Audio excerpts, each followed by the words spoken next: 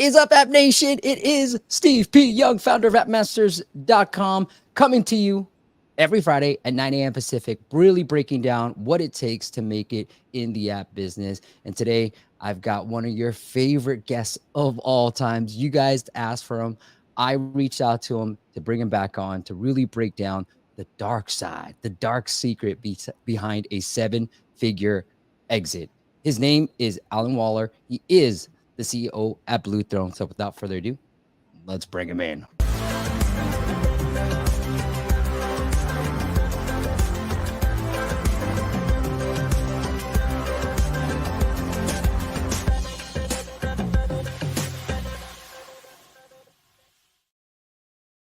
Alon, welcome back, my friend. Hey, Steve. How are you, brother? I'm good, man. I know every time we do one of these, you always have real world case studies. So I'm super excited to break it all down for the audience here. How's life on the Bluethrone side of things? Quite amazing. Actually, we need to handle after some acquisitions, we need to handle the new babies to grow them. They are growing pretty, amazingly. But still, we are always looking for, more acquisitions and more growth and partnerships with amazing individual developers. Because, if you think about it, we are kind of like dealing with the best indie developers in the world. Yeah. So it's quite amazing. And so far, very successful. I love it. Well, if you guys are interested in learning, where's my screens? Learning more, getting a free valuation of your app, just go to bluethrone.io, bluethrone.io. All right. Victor is here. How's it going? Nurex is here. Louise, good to see you. Juliet, good to see you. 2 weeks in a row. Love that. Natashu, good to see you. And then George, good to see you here as well. If you guys got any questions for Alon, just leave it in the comments below and just let me know where you guys are tuning in from. All right, my friend. Well, I'll follow your lead. I know you prepared an awesome presentations, and if this is your first time with Bluethrone, trust me, you're in for a treat. All right, Alon, I'll go for it. With these high expectations, I'm sure I will not disappoint you guys. So I think that the last time that I've been in your show, Steve, it was a year ago, just before Mao.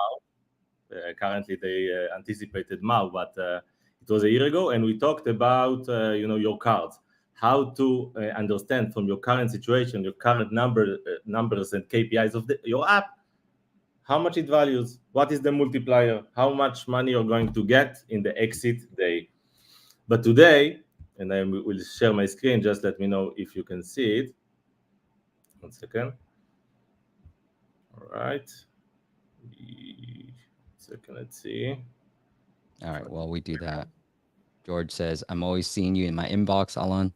And then Urban. Steven from Numella, Chicago. All right, cool, bro. Nurex, I didn't know you were in New York. That's awesome. I'm glad you put New York. I had no idea.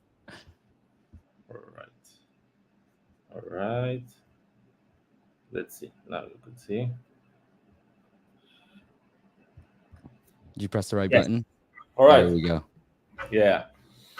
Boom. So what we are going to do today is to understand the 7 figures exit game. Steve, are you familiar with the escape room game? Am I familiar, Alon? Yes. I love them. We do them everywhere. I take my family. We did one in Hawaii. I've done them everywhere. So yes, I am very familiar. What is I the love last them. time you did it, and what was the concept? The last time we did it was a couple of weeks ago in Hawaii. The concept was a circus, and I loved it because it was circus games too involved with it. All right, so you get into the room, and then you need to find, the clues in order to pass from one room to another, right? Correct. So in today's presentation, I want us to think that we are in kind of like an escape room, only that the reward is actually an exit. So let's call it the exit game.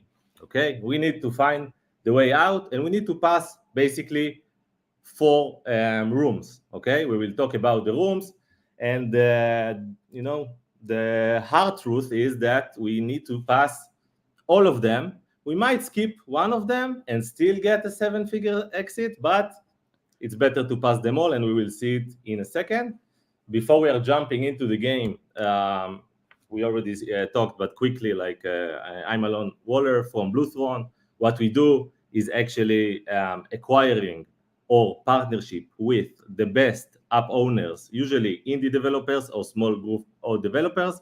They are joining the team and we are growing the app together. So this is what we do. We did over, in our lifetime, over 100 exits to app developers. Currently, we are focusing on bigger apps, let's say, but still, like, it's amazing journey. And because, Steve, we are seeing so many apps every week, we start to see some trends of retention, trends of user acquisition, organic or paid, trends of engagement, and so on. Of course, monetization, that this is something that we'll have to do, but it will be the last room. Spoiler alert. All right, so this is what we do. And let's jump into the game, the exit game, the 7 figures exit. And the first room that every app developer actually needs to pass, Steve, is the acquisition. And I mean by acquisition, user acquisition. How do we acquire users into the app? Now, we know there are a lot of ways to acquire users, right, Steve? ASO, which you are the specialist. Actually, you don't need to know ASO. You just come to Steve, and he is doing your magic, right, Steve? Sure. Correct. Yes. Be So more we have confident. ASO, and actually we have social media to run our own social media channel. We have influencers marketing. We have PR, which is a different subject where you can grow it just by specializing in the PR niche. And we have, of course, paid user acquisition, Apple Search Ads, Facebook, Instagram, TikTok, Google, etc., etc. So you can do them all, but most likely you will miss everything. So it's better to focus. So ASO, again, you can go to Steve, and PRs, there are the specialists there, etc., etc. But something that people miss, and I think it's mostly relevant to individual developers without too much funds and without raising funds from a VC or knowing how to grow a team, more than 3 or 4 people, is the viral effect. Steve, are you familiar with viral effect? Just, yeah, like obviously one download turns into 3 downloads because people are sharing it. This is a dream, right? This is that the is the dream. But dream. the reality is that either the feature does not exist because nobody thought to build it, or it exists and nobody is monitoring its performance, or even if you monitor the performance are actually lame. So this is what usually is happening. And again, if you think about an app as a living creature where you have a lot of users or even small amount of users at the first stages, to optimize for viral effect, and we will see examples in a second from for those who are not familiar with the concept and how it looks and feels, it's like free downloads basically that you are getting. And if you think that every download will result in the next rooms into also monetization, let's say even, I don't know, $0.50 per user, something like a very small, it adds up. And in the acquisition moment, when you are going to exit and final the 7 figures exit game, it's going to multiple. Okay, so let's say you are making 100 more users a day. Okay, and every user is making you just $0.50. Okay, LTV even, not even in the first day or week. Okay, eventually you take this and add up and multiple by, I don't know, 36 months, sometimes 48 months, and it's significant amount of money. Regardless, the flying wheel that these users are pushing all the other metrics into the positive stages to exit eventually. So let's just define what is viral effect and what do we mean by viral effect. So viral effects are when you get your existing customers to get you more new customers, ideally for free. And this is something that we need to both more emphasize about. So if one customer user, as Steve said, is bringing 3, and the next 3 are bringing, I don't know, 10, 9, 15, it's amazing. You will see the growth, exponential growth of users, and you will be amazed. However, as we said, the reality is that one user with will bring maybe 0.5 other users or 0.1 or something like that. Of course, once you cross the 1, maybe 1.1 even, the virality starts to kick in. Okay? Again, we need to think first how this feature should look and feel, how we monitor the feature performance, and how we optimize to some number that greater than 0, let's say, okay? Even 0.2, 0.5, eventually it will make a lot of money in the exit day, okay? Does that make sense, Steve? Love it. Amazing. So let's see an example. This is an app named, by the way, Fitbod. Amazing app. I'm using it every day. Maybe someday we will acquire it as well. I'm trying. So Fitbod is like a workout app. Like you go to the gym, you set like on the onboarding, you say what you have in the gym, and then it builds all the workouts automatically for you. Okay. So the virality effect that they presented there is basically in most of the screens you can have a button to share with your friend and to give him a pass for the next whatever 6 free workouts, okay? And then like they are actually measuring, you know, how many users actually shared it, and we can see that they put a lot of emphasis into this feature because after every workout you finish, you get the report, and then you like really want to share either your performance with your friends or some like free pass, and then like it's amazing, and we will see in a second how the virality effect is not just a standalone feature, like a feature that is now under the hood, nobody is looking at it, but the feature is built into the ecosystem of the app, into the flow. We will talk about it in a second. How do we measure, again, success KPIs? How do we know that we actually did it? Of course, we can calculate stuff like K factors and put the events and understand exactly how many users actually shared the app. But, if we are zooming out for the macro, as I spoke earlier, what we are aiming here is organic traffic growth, okay? A year ago,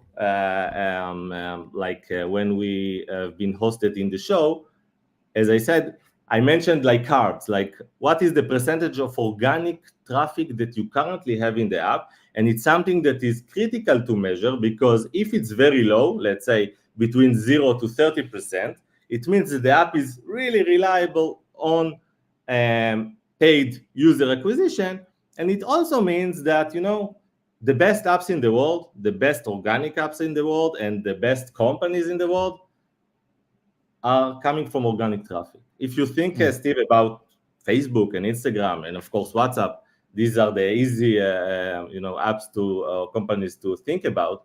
But you can also find in app stores, the best ones are ranked in the first positions. Why? Because they have the best retention, they have the best ratings, they have the best engagement, they have maybe not the best monetization, and this is also an opportunity, right? What do you think about organic versus paid, Steve?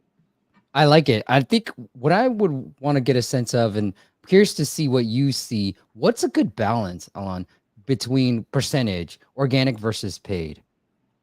Honestly, it's the balance, but also the trends. Because if you are doing, let's say you are starting out and you have nothing, and you did a great ASO, and you find yourself between, I don't know, 30 to 70%. Okay, it's a good case, let's say. But then you are advertising, you're doing paid user acquisition, but actually you're not getting more organic downloads. Okay, so you actually pay the CAC, the customer acquisition cost, and the LTV, and this is your game. And like I believe that you saw it a lot of times, the CAC will always grow. Okay, it's not going to the the downward. So it means that you need to monetize better with time that pass. So I want to see growth in organic downloads, either purely organic, and we can find a lot of apps that are having like a lot of installs or inorganic installs because they are ranked and already positioned themselves, okay, in the top rankings, top real estates in App Store or Google Play. But if this is not the case, we need to focus on the organic percentage. So to your question, anything like on the 30 to 70 organic is something that's worth looking at. If we are looking just on the card number 4, and for those who want to get all the information about it, you can maybe later go back 1 year and see the presentation. But if there is no growth in organic traffic, it will be a game of CAC LTV, and most app owners losing that game. Yeah. You know what I've noticed, Alon, and I love your take on this, so feel free to disagree, but I think the big guys only think about the CAC to LTV, and that's all they care about, and they ignore organic. And even the like bootstrap indie developers I've worked with who have good organic rankings and they're spending money, that's all they focus on. They don't focus on ASO as much. Whereas the indies, they only focus on ASO. It needs to be a right balance between the two, not necessarily heavy on one side. And I tend to see heavy on one side. Maybe it's just because that's why they come to me, right? So I don't know. No, I'm saying that anyway. But if we think about it, the big guys got VC money. Yeah. And at first, the CAC LTV even doesn't make sense. We can see the numbers. They're coming also to us, either to get investment, to get partnership, or even to sell their asset or their CAC LTV, arbitrage, whatever. But, I can tell you that the best ones, the best apps in the stores are mostly organic. And this is a result of, you can find one indie that is doing a better job than a company of 20 or 30 people in terms of all metrics, usually besides of monetization. But, this is reality and this is what is happening. Okay. I like it. So we must see the organic traffic, at least the positive trend. So this was like a user acquisition, and we focused on virality.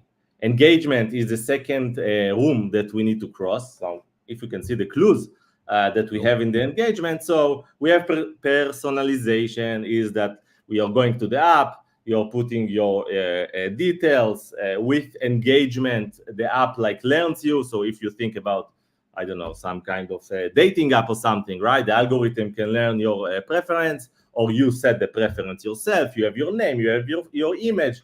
So you're getting more and more, you're putting more investment of time and some information into the app, and it makes you to be more engaged. So this is the personalization. Challenges, I don't know, for those of you who are playing gaming, challenges, do this and get that.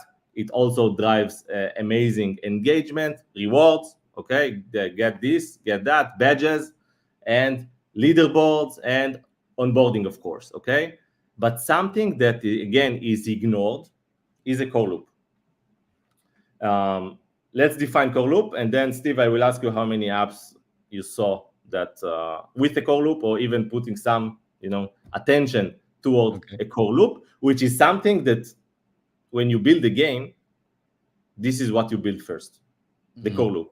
And on top of it, you build the actual app. So what is it, core loop?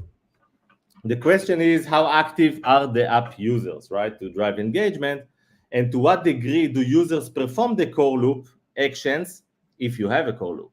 So what we see a lot in the app owners that apply for an exit, we see an app, maybe it was good back in the days, and you can see it in the engagement metrics, but then the developer keeps thinking that if he will add, or he or she, sorry, will add more features, this is what will drive engagement and eventually drive growth, okay?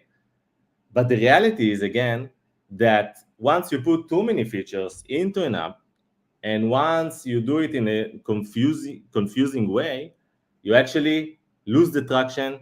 You're making users to churn very quickly, and basically you are losing your asset. So The concept of the hook model, by the way, it's coming from Nir Eyal. So I really recommend the book Hooked, like you see here in the picture. The audio book is also amazing. You can find yourself the copy. So how it works, there is a trigger. And in a second, we will see examples. It will not be just like a nice drawing with concepts, right? There is a trigger, external and internal. There is an action. You get a reward, and you do another investment into the app and repeat and repeat. And if you do it right, and you actually the trigger solves some issue or some pain or giving some satisfaction to the user, it will go again and again and again, and you will see growth. Let's see the example from the Feedbot app. Okay, you have a trigger. I get a push notification. Hey, lazy boy, time to work out. Your muscles already recovered. Now I'm going to zoom in, and you can actually see like your body, the muscles, which muscles are already recovered. Let's say legs in this case, right? And the upper body is already worked out. You can see the percentage, and then basically in one click of a button, when it's time to work out, you need to log a workout, which means actually to lift weights for 1 hour or do some stuff in the gym for 1 hour. So it's pretty big action, but the final outcome is log out. So again, the trigger is time to work out. The action is log a workout, which is something that you really work hard to do, in any way, hard. And then you get a reward. Yep. You get a report right after the workout completed, and you can see that you're growing your muscles. You can lift more weight. Here we see you lifted 42,400 kgs, in the last 1.5 months. Okay, it makes you feel very good. And the next thing, after you completed the report, you are getting the option to share your report. Okay, so previously in the viral, we saw the sharing the free workout with the next user, right, with your friends or in socials. And here you can directly go to, in one click of a button, to Instagram or to whatever socials, and to be proud of yourself. So again, there is a loop here. You're getting a trigger, you get an action, get a reward, happy with yourself, maybe do an investment, and again, because the muscles are recovering. So the game is, in this case, at least like as a heavy user of this app, is to keep my body red in the drawing, okay? I feel very bad when the muscles are already recovered and I didn't work out. So there is a huge, big trigger here.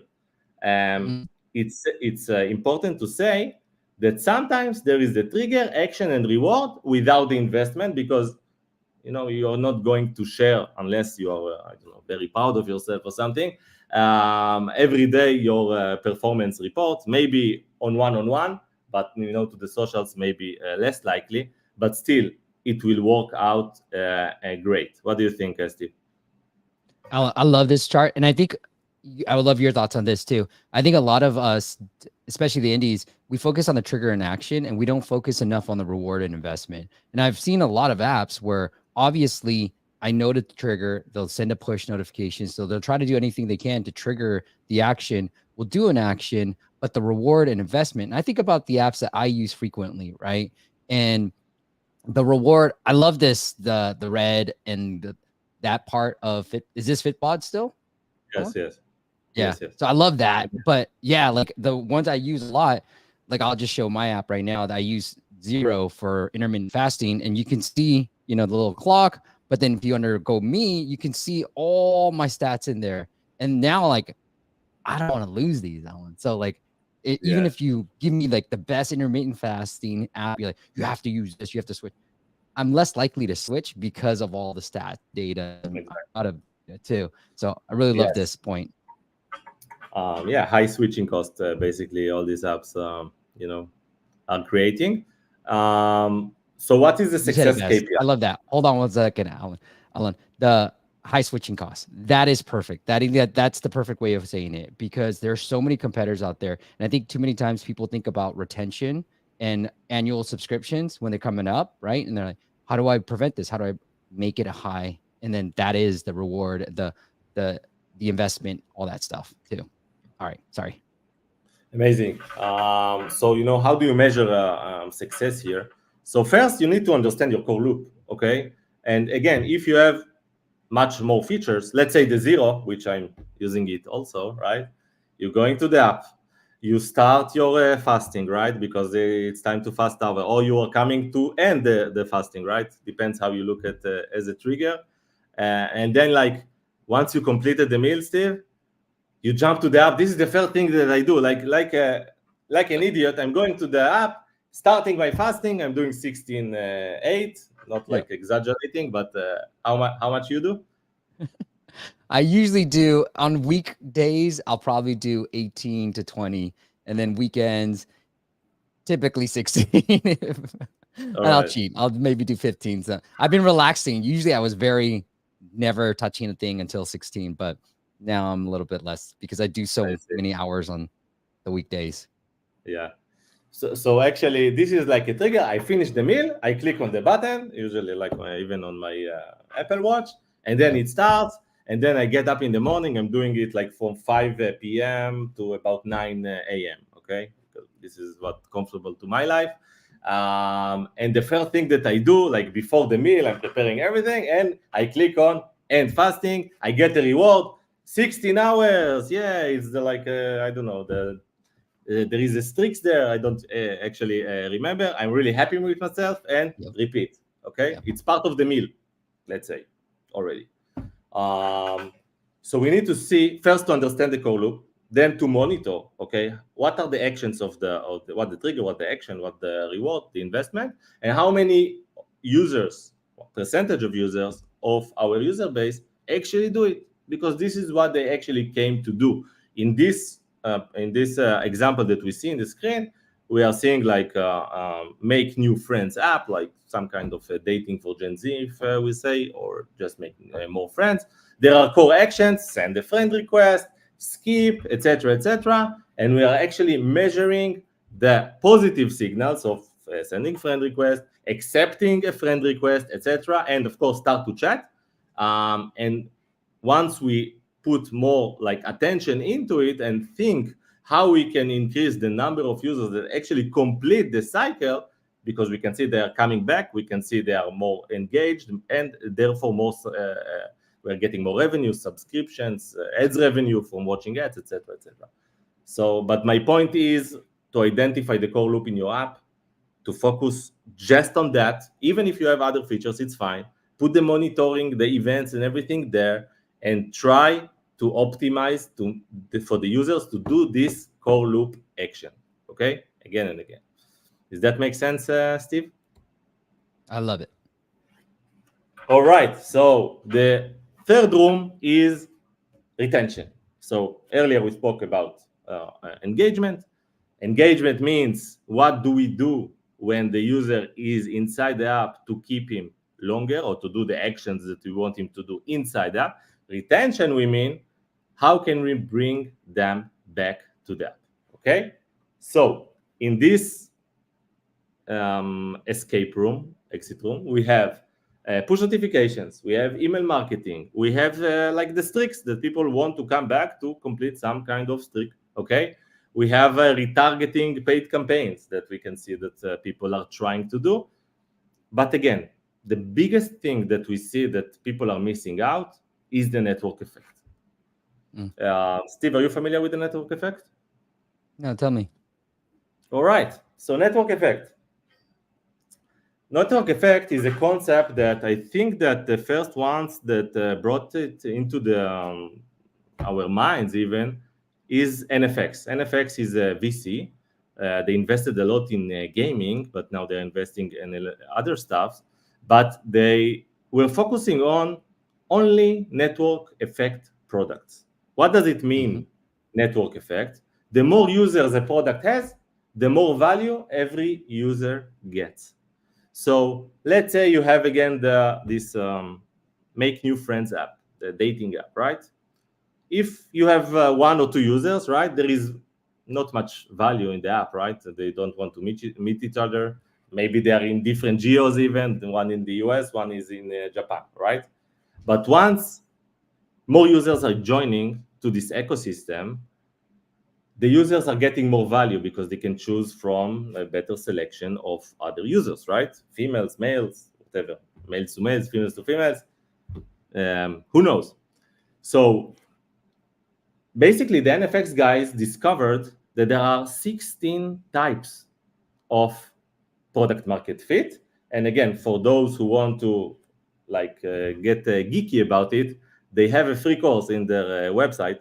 I love these guys. So this is how you can get everything about the network effect notion and how to put it into effect inside your app.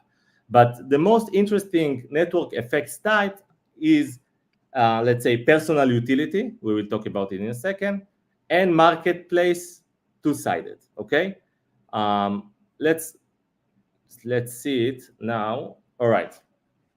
So again, coming back to the dating app. Okay, you have in the hard side of the network, and you have the easy side. The hard side is, of course, the females in most cases, depending on the app, right?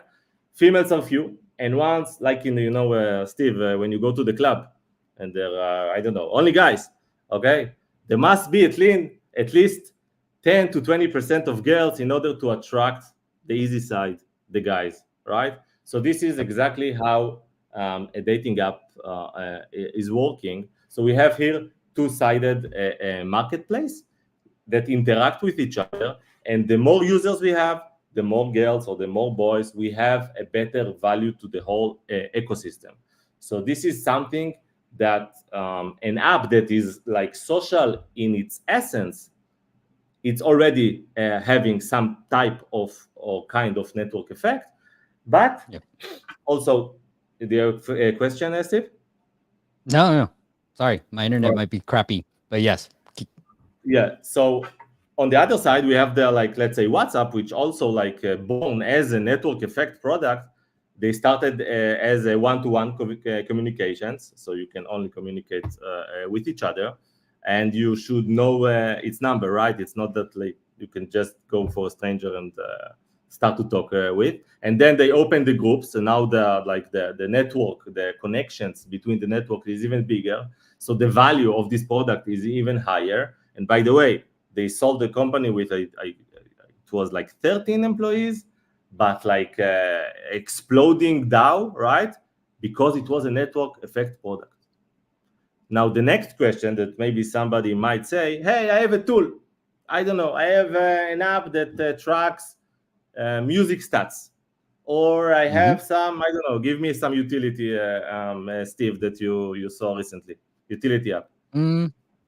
Maybe I'll just go with my stuff. Sleep Sounds app. All right. Yes, I have this. It's like a single player, right? The user is coming, getting something, and is interacting just with the app, and then goes away. That's all. This is how it finished.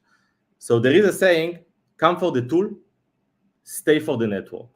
So even if you find a way to acquire users for free, for not free, having the core loop, maybe having some virality K factor, once you put inside the network component in as I said, you are coming to the app to consume, let's say, your music stats, how long you listen to Taylor Swift in the last month. Maybe there are people that actually, or users that actually, want to know it, okay? And there are. Yep. And then you build a feature that these users can maybe interact with the top listeners of Taylor Swift. Yep. So now you created a much bigger a possible optional product and value of the product. And once they start to interact with each other and creating these connections, one-to-one, one-to-many, inside groups, there are so many ideas and a way to think about it, you actually spike and explode the value of your product. You will see it in also in the revenue every month once you will put monetization on these features, of course, in the smart way.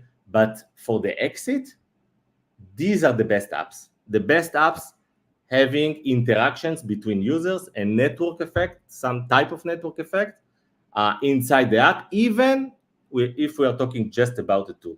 Does that make sense, Steve? I love it. How about what Hamid said was, what about to-do list app? All right, to-do list app, so you can maybe interact with your, I don't know, like your partner, right? That also need to do, or maybe you can commit that you are going to do this today, and he is tracking you actually doing it. I mean, there are so many ways to think about it, and what we see that indie devs are just thinking about the tool, about like the functionality of a user against the machine, against the phone, whatever. Yeah. And they are not thinking about how to connect between these users in one way or another. And when you think about it, you can also think some kind of gamification, some plays. You can interact through messages, or I don't know, do that, but not do this, etc., etc. So got it. this is something that is really missing out. I want to highlight a couple of things. I don't know. Anything else on the, are we still sticking on the thing? I want to highlight a couple of things. I heard this on the Sub Club podcast with David Bernard, Revenue Cat. They do a great job. But anyways, he had the founder of Healthy app, and they were talking about just that, Alon, what you just said. The community, you guys can see it right here. It's on the website, was a big part. And he says, we built the tool. There's a freemium tool.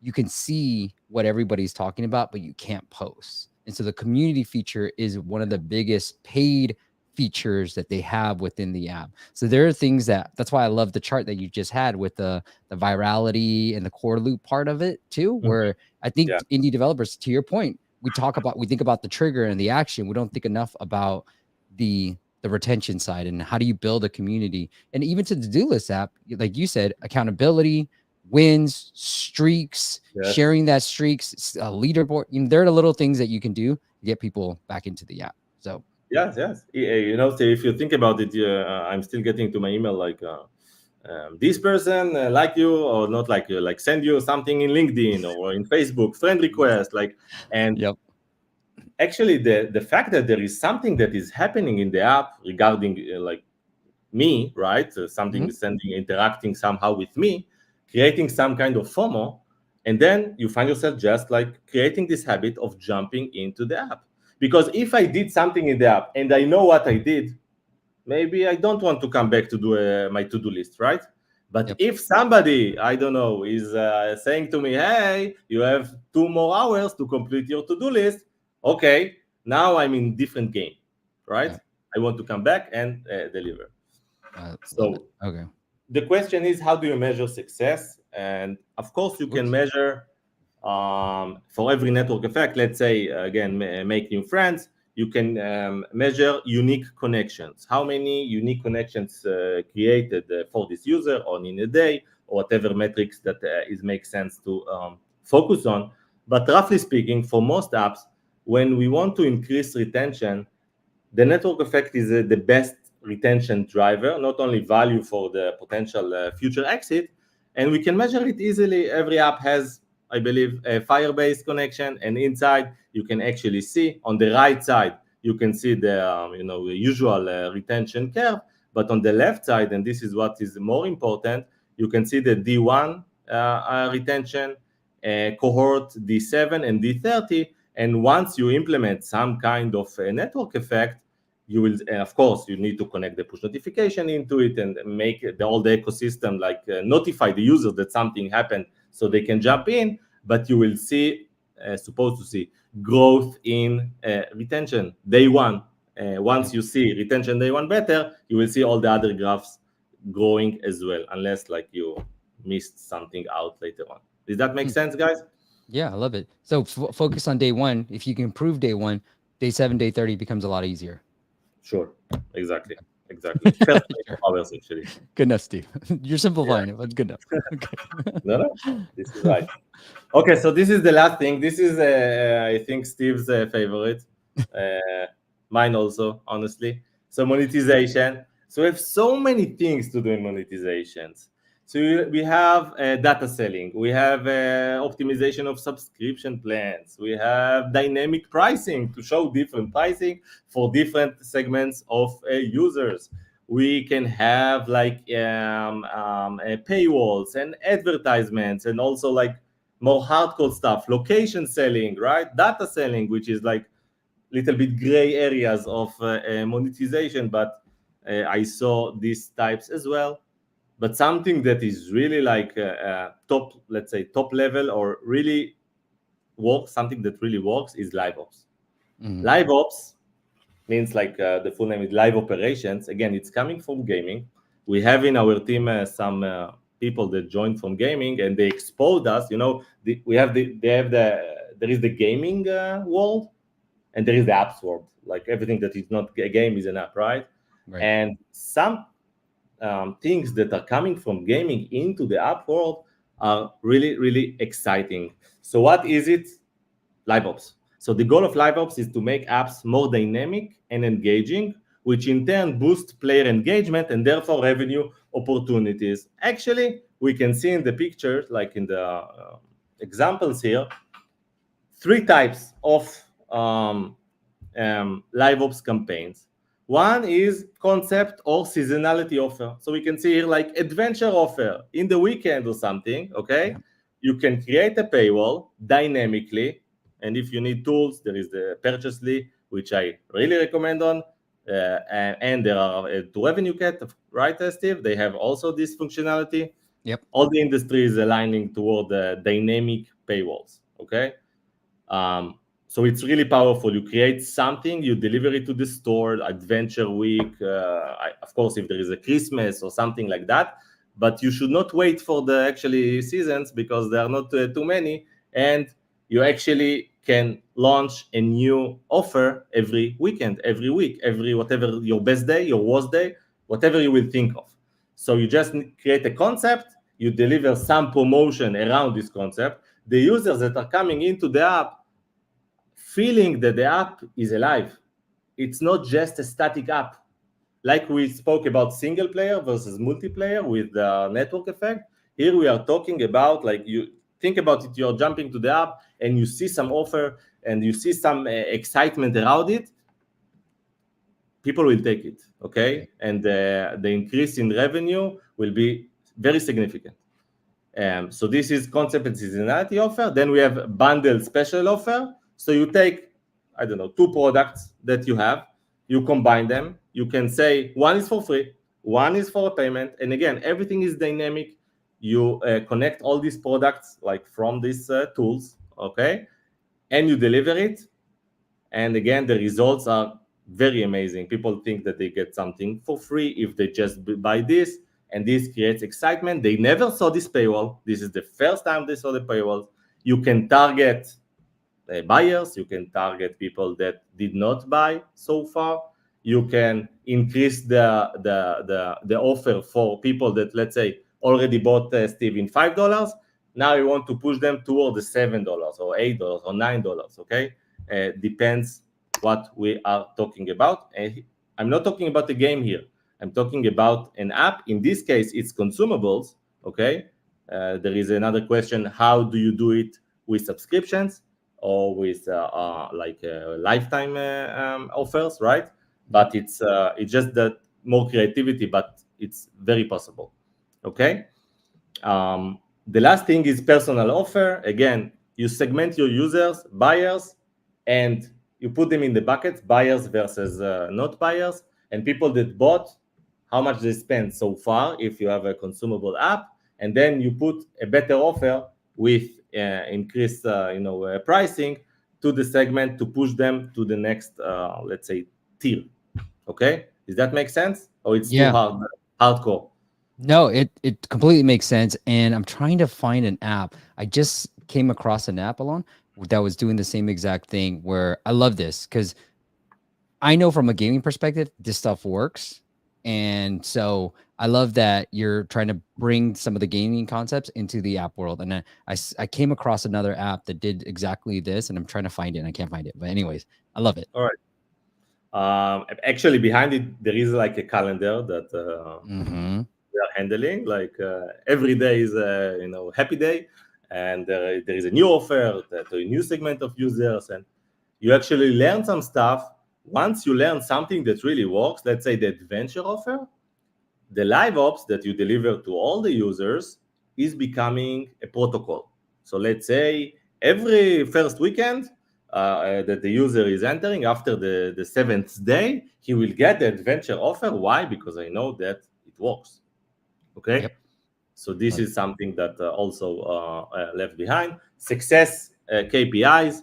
So usually it's good to measure RPD, revenue per download, or average revenue per DAO.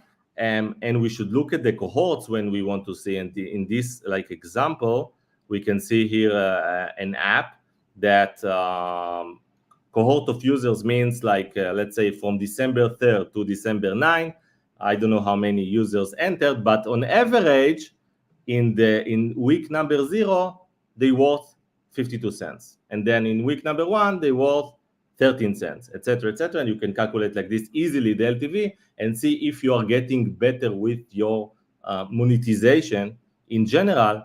But in liveops, we can see here that there is optimization of about already 0.81 in week 0. So there is a huge percentage of increase. And this is how you can actually check if this stuff works for you. All right? That's awesome. Thanks for simplifying it too. Yes. So, okay, like summarizing, we can have so much to do. And if we're going to even think to do everything, we're going to lose everything, let's say. So in every room, the acquisition room, the engagement room, the retention, and the monetization, we just need to pick one thing and do it really, really well, okay? Once we do it, we are opening up the opportunity for a 7-figure exit. And now you can think, okay, I'm an indie, I cannot do it all. Maybe I'm too focused on, I don't know, some features that, or I'm trying the engagement and trying maybe retention, but I'm not really building the core loop as we spoke, or I don't care about viral effect, the network effect, who can think about it even, not to say live ops. But the scope is to pick just one thing from each room, each screen, and to do it really well. And you can also outsource it. So for ASO, you can go to Steve easily. You have the best expert in the industry for sure. And I'm not saying it because it's Steve and he's hosting me. I actually worked with him. And you can get amazing results, and you can focus maybe on the core loop, which means like actually coding, or network effect features which is exciting, etc., etc. Steve, I don't think I saw somebody that can make his app worth a 7 figures exit without at least 3 like rooms, let's say, out of the 4 that we see here. Did you see something? Can you think about such a thing? I love it. No, I love it. I agree with you. Yeah, because if you're doing, let's say you're doing very well user acquisition, but you don't have any retention on engagement, or it's licit, it's poor, not to say monetization, you don't have a real asset, and nobody will spend 7 figures just to get it. Okay, so you need to have at least 3. I saw app owners that are not doing maybe good monetization, but still, let's think just like, again, WhatsApp, right? They had amazing user acquisition, engagement, and retention. They never monetized. They tried $1, but it actually didn't work, right? And they sold for billions of dollars, right? So it can happen. But we need to think about it this way. We saw the viral effect, the core loop, the network effect, and the live ops as an examples. But again, go to your easiest win that you're familiar with, or you have a good outsource to reach out in order to take care of this, let's say, part of the game, and you can actually grow your app to a 7 figures exit, which is like, you can see the faces of people that are actually like seeing 7 figures in their bank account. The first thing that they do, they buy a car. I don't know. There is a thing. They buy a car. This is what they do. They picture themselves with the car, which is always funny. And then they keep sometimes working with us, partnering with us, sometimes staying for longer, etc. That's awesome. Hey, Alon, can you go back to the previous slide real quick? This one? So go check out Bluethrone.io. if you're interested in either selling your app or just getting a valuation. I think a lot of times you can do a 6-figure exit focusing on just acquisition and monetization. But I think, you tell me if I'm wrong on this, but when it comes to the 7-figure, then it is adding in the engagement, retention, all that side. Yes, this is what like even like VC that want to invest, like Yeah. maybe not in a super early stage when there is only an idea, but later on they want to see these metrics. What's the retention? What the users do after you acquire them. If you lose them very quickly, there is something here that cannot scale to $1 billion company or even hundreds of millions, right? Yeah, I love it. Okay, let's get into some questions. I don't know what this means, Alon, but somebody wrote this in the comments. He said, "You are the most Israeli that I know. Like you are as you speak, as you." All right, act. let's talk well. Yeah. So Calm down there. All right, Malcolm says, I have a newsletter. How do I monetize it? Like an email newsletter, he means, Yeah. probably, right? Yeah. Yes, of course. So you can monetize it by selling ads inside the newsletter, and we saw it a lot in the email itself. You can monetize it by sending them to purchase stuff from your app or from your companion app or somebody that you collaborate with, right? Even outside of the store in Stripe or whatever, right? A lot of ways. When you have a traffic, it's just about the offer, the right offer to give. The traffic is the hard part, not the offer. The offer, you rotate and you find out. You can build your own products, Malcolm. You can be an affiliate. One of our clients, Alon, all we did was we put Amazon affiliate links and we're like, hey, here's our top products in whatever industry niche, right? And then they were all Amazon affiliate links. And then whatever they bought, because it's Amazon, they can buy anything. We get a commission off of that. So this is easy. Like Alon said, the hard part is getting subscribers into your newsletter. The easy part is making money from them. Okay, Alon, let's get in. Thank you for that. People loved it. Here we go. We got some of the comments. Sam says, great inside shares. Thank you, Steve, for your efforts. I didn't do anything. Alon did everything, man. And then Shobun, sorry, I'm going to butcher your name. Wow. I wouldn't be able to think of networking for to-do app. Really professionals in the stream as well. All right. Oh, got some questions. Okay, well, let's get into some of the questions and we'll get into the app audit. Victor from Brazil says, how do I move from a new app to create this community? Okay, first, I don't know the scope of the new app and what's the core loop and what's the intention that people are downloading the app, but probably there is as such, I hope. Once you have the users inside that are coming for utility, let's say, as we spoke, music stats or Steve example, then you build the layer of the network. You cannot force the layer of network if somebody is just coming to do a to-do list, right? You don't want to share it with anybody. So this is how it works. Yeah. Yeah, I love it. I mean, the one thing, I have this virality thing too, and I just say, look, have users. That's number one rule. Okay, before you even think about anything, Victor, and if you think about Alon's all the 4 escape rooms, monetization, acquisition, it will get you very far. Then you add on the community and all that stuff to there. Because if you don't have any users, you don't have a community. It doesn't matter regardless. All right. And Lucas says, for specific apps, how to spread it in the beginning. Come on, Lucas. Give me more details. So give us your app, and then we'll help you with the details. What do you think, Alan? That's a good way to answer that, right? Acquisition. Let's focus on the first room. Yes. Nail it, and then continue. All right.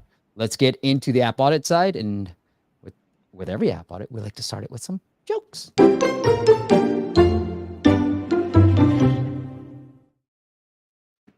All right, my friend. Do you want to go first, or do you want me to go first? What are we playing? You go first. All right. We got to go, and we have to. Don has to be involved too, right? So it's going to be the 3 of us always, right? All right. I've got some cheesy ones for you. What do you call a ghost? You swear you sweet. Rewind. What do you call a ghost? You swear you've seen before. You swear you've seen before. Okay. What do you call a ghost? How? Deja vu. All right. All right. So last year you beat me. So let me try to beat you. Yes, sir. Why did the app owner became a gardener? Why? Because he wanted to finally see something that grows. Okay, that's too close to home. That's too close to home. All right, but A, if you thought Alon's joke was better, and put S if you thought my joke was better. And then if you want your app audited in future live stream, just go to appmasters.com/audit. All right, Alon, we got Michael's app right here.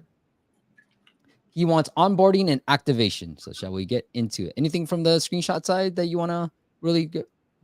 So it's an app that allows you to work out with podcasts. So yes, looks nice in overall. Looks look nice. 2020, whatever, 3, 4, something like that. Yeah, I like it. New way to listen to podcasts during your workouts. It plays music when your effort is high and shifts to podcast when you rest. It all happens automatically, so you don't have to manually switch between your workout. Very niche. I don't know how many people want that, but very niche. Okay, let's get into the app itself. Let me just move some screens and get you guys into Shift.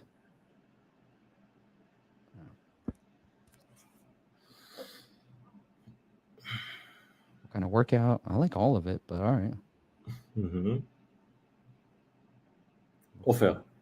Offer right away.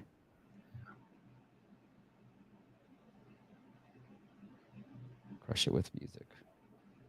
Is it a hard sales screen? Let's see. Oh man, I don't know if my phone is breaking. Oh, there you go. Yeah, it looks hard. Looks like a hard play wall. Let's see if we can get into it with the see all plans. No, $29 a year. It's pretty cheap though.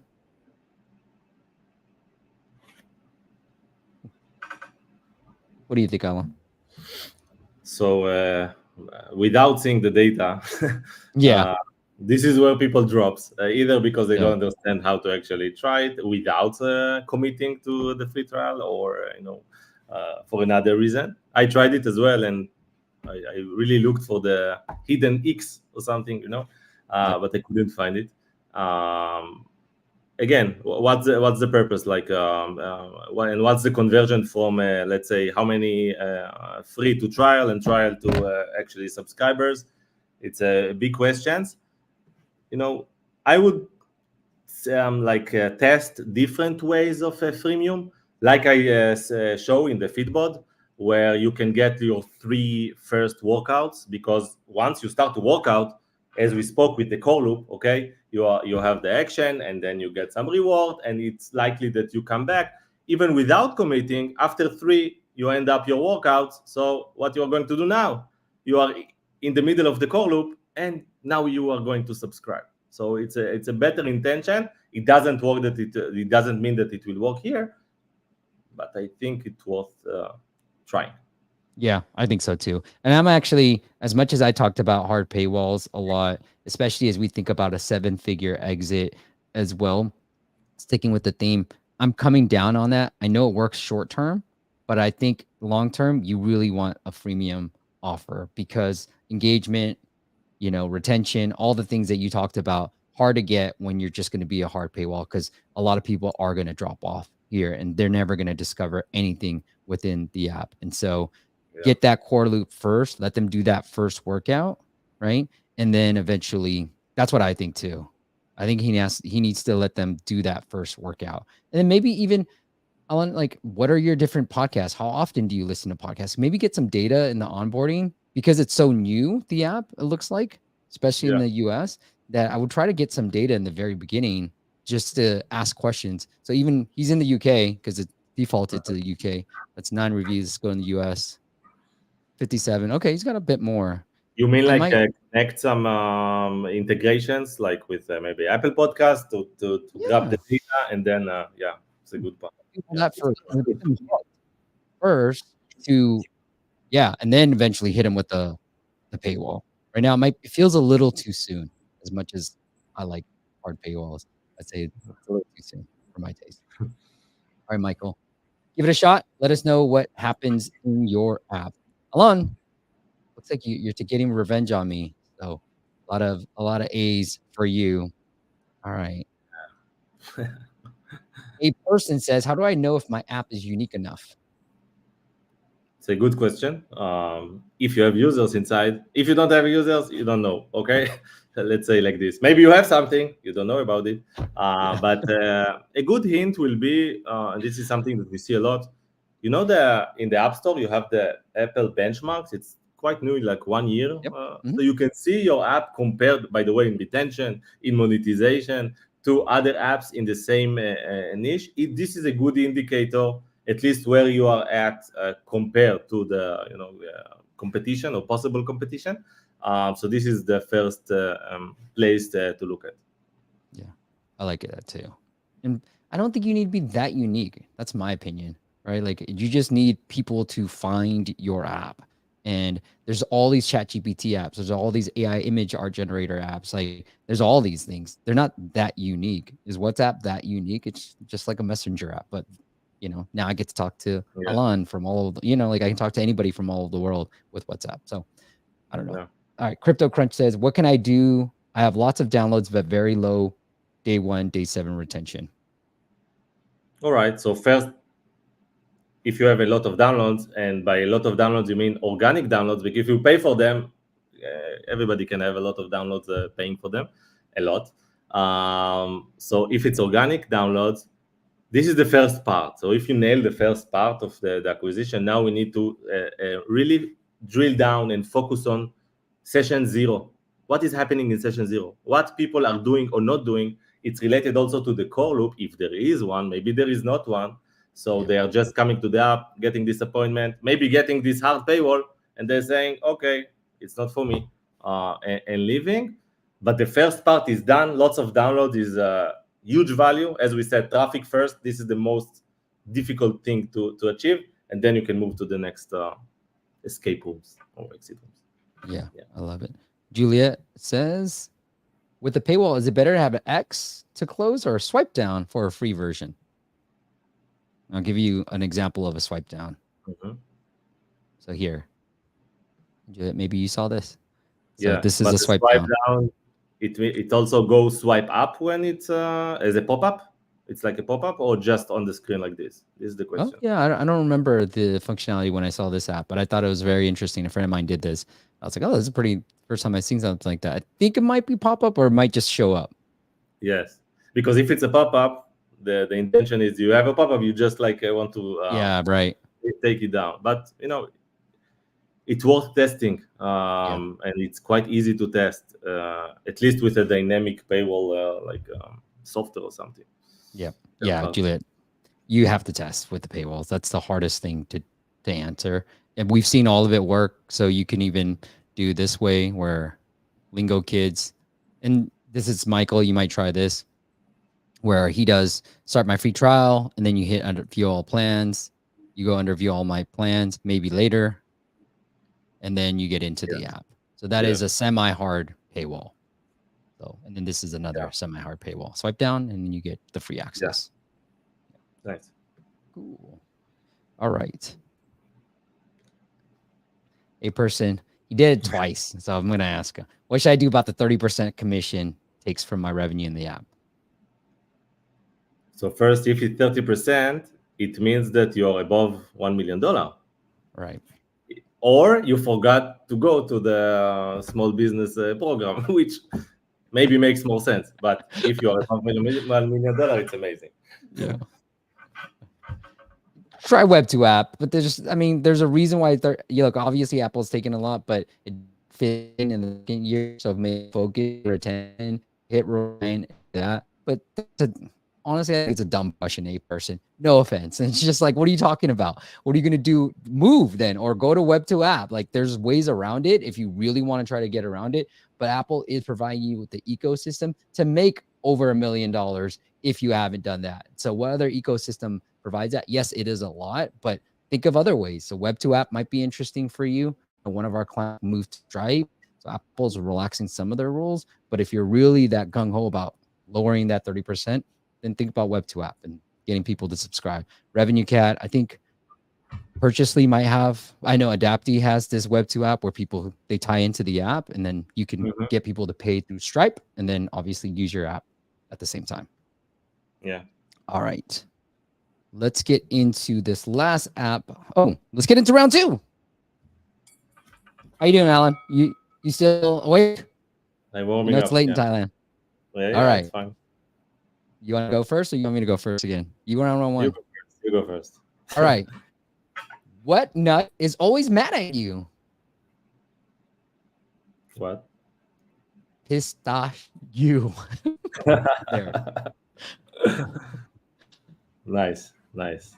Um, all right, my turn. Yes, Why sir. did the skeleton refuse to participate in the escape room? Ooh, I love the theme. Why? Because he didn't have the guts to get out. I like it. All right. Same rules. Come on. We need more. We should do something for the people who vote. A for Alon and S for Steve. And then I got to try to tie it up. All right. Xavi. I think that's how you say his name. My app helps you memorize anything. I don't know how to sell it, who to sell it to. So far, it makes enough money for me to live, but I'm doubting a lot of how to market this. I can code, but I can design, but I'm crap. Use the S word at selling. Okay, so he needs help with acquisition. It's a good app. Here we go. So it's a flashcard app.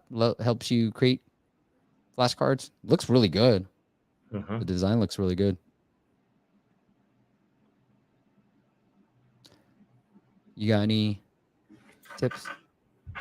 Like the question is how to market it, and like by looking at the screenshots, it seems like I don't know, for students or for I don't know, some medicine students, for medicine or something. Right. I believe there are other use cases, but something that we should never forget about marketing and acquisition, we should aim for, let's say, the right avatar, customer avatar, right? And what does it mean, the right avatar? We must, let's say, make sure that he has money to pay for these things. Let's say if we're aiming for students or for Gen Z or for, I don't know, under 17 years old, I don't know how much money, depends, of course, on what the category and the pain or the niche that you are attracting, but you should carefully pick the avatar and think about it as well. Yeah, I like it. Let's get into the app because then I might have more intel on what the app actually does. Because I don't know if it's a flashcard maker yet or if it's just you can learn better. And I don't know what Anki flashcards are, but that could be something that they do. Okay. Anki method is based on science. Explore tons of curated flashcards, customize flashcards to your needs. Continue. What is your goal? I love this. Yes. Michael, this might be interesting for you. Learn languages, Spanish. I'm a beginner. Probably 10 minutes. Before. Ooh, okay. I like this. I do like this. Great onboarding. Mm-hmm.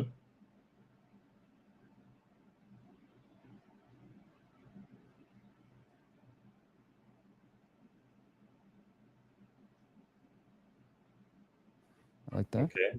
But you can quit, no payment now, right? Mm-hmm. $30. There's an X at the top too. I'm gonna hit X real quick. Ah, that can make nice. No, I like this. Okay, now some intel. You wanna go? Honestly, the onboarding looks good, and you also grab a lot of information there, where like Right. people can get, let's say, hooked, committed to something. It looks nice. I really want to see the numbers under the hood. Like, what do you mean by how many downloads you have? What's the revenue per download, the LTV, all this nice stuff. I even look at this stuff before I look at the app because the numbers tell the story, and once you get familiar with that, you understand also the story, but overall looks amazing. Yep, I agree. So let me look at this first app, Enki app, because I want to know if Enki has interesting traffic. So it does. So I didn't know this. 32. So this is good. I'd focus on ASO a bit to try to get you higher rankings for Enki and Enki flashcards. But this is the thing that I wanted to highlight too. It's flashcard maker. I do know that some people search for that. And I know you have it here, but that's what I would try to really focus on. And given that, Xavier, you don't have a brand, yeah, here. So I would probably lead in with your ASO from Spanish Mexico. I just moved that. Just change that to flashcard maker and keep it together because in the US it's not together. And I would try to play around with that a bit more. Then you already have it. So just go all in on flashcard making. That's what I'm telling my team, Alan. I need more data to do this, but for one of our clients, we're seeing pretty good results where we're using all 9 different US supported languages, the Vietnamese, Spanish, Mexico, and just going all in on a keyword phrase. And so for here, it could be flashcards maker and just going all in on that phrase in the Spanish Mexico. So lose everything else, just go exact match in the title of that. And then turn on Apple Search Ads Basic, because for our app, we did see pretty good results on where we turned on Apple Search Ads Basic. We haven't been able to scale it, but if you're just, because maybe you suck at selling that on, might help out. Seems like you're making enough money that you can invest in some growth outside of, in some paid acquisition is what I'm trying to say. So. Yeah, another thing that it will help, what's the name of the guy? Davey? Yes, Xabi. All right, is to like take a look on your current rankings, what keywords you are ranked for. Okay, probably there are a few keywords that are ranked top position or where you get the traffic. Maybe you can get hints about the niche or the user avatar that people are looking for, and this is how they find your app. Like Steve said, what was it? Make flashcards or something like that.